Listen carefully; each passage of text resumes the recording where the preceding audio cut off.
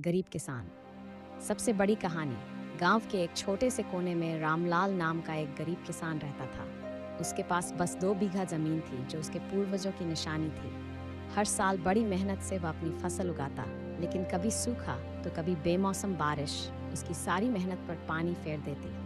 संघर्ष और मेहनत। रामलाल सुबह तड़के उठकर अपने खेतों में हल चलाता, अपने बैलों के साथ खेत जोतता और दिन भर मिट्टी से रिश्ता बनाए रखता।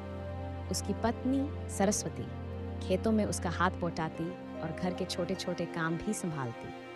उनके 2 बच्चे थे, गुड्डू और बिटिया राधा। वे दोनों पढ़ना चाहते थे, लेकिन गरीबी की वजह से अक्सर स्कूल छोड़कर अपने माता पिता की मदद करनी पड़ती।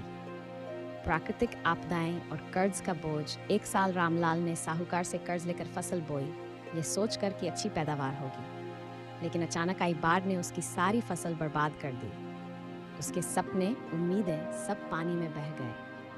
साहूकार कर्ज लौटाने के लिए दबाव बनाने लगा और रामलाल की रातों की नींद उड़ गई। संघर्ष के बावजूद उम्मीद। एक दिन गांव में एक नई सरकारी योजना आई जिसमें गरीब किसानों को आर्थिक मदद दी जा रही थी। सरस्वती ने हिम्मत दिखाई और सरकारी दफ्तर जाकर योजना का लाभ उठाने के लिए आवेदन किया। कुछ महीनों बाद रामलाल को मदद मिली, जिससे उसने अपने खेत में फिर से फसल उगाने का प्रयास किया। नई सुबह की शुरुआत। इस बार किस्मत ने उसका साथ दिया। फसल अच्छी हुई और उसने कर्ज का एक हिस्सा चुका दिया। उसका हौसला बढ़ गया। धीरे धीरे वह अपने बच्चों को फिर से स्कूल भेजने में सफल हुआ। हालांकि उसकी जिंदगी आसान नहीं थी, लेकिन उसने हार नहीं मानी। सीख। गरीब किसान की ये कहानी सिर्फ रामलाल की नहीं, बल्कि लाखों किसानों की है जो हर दिन संघर्ष करते हैं। ये कहानी हमें सिखाती है कि चाहे हालात कितने भी मुश्किल क्यों न हो, अगर मेहनत और हौसला हो तो जिंदगी में बदलाव लाया जा सकता है। गंगा एक छोटे से गांव की साधारण लड़की थी, लेकिन उसकी सोच सबसे अलग थी।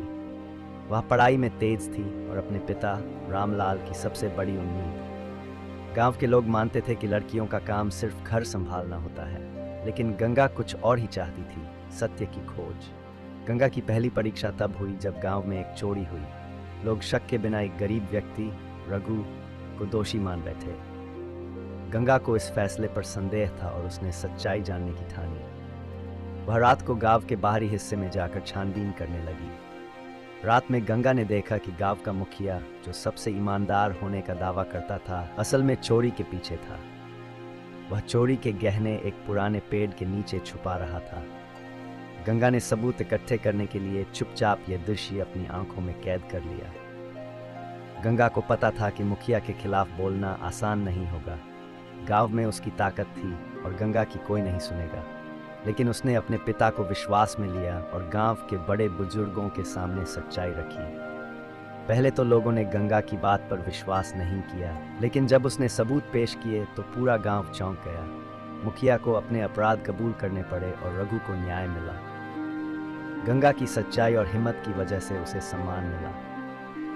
गांव में एक नई सोच आई कि लड़कियां सिर्फ घर तक सीमित नहीं हैं, वे बदलाव भी ला सकती हैं।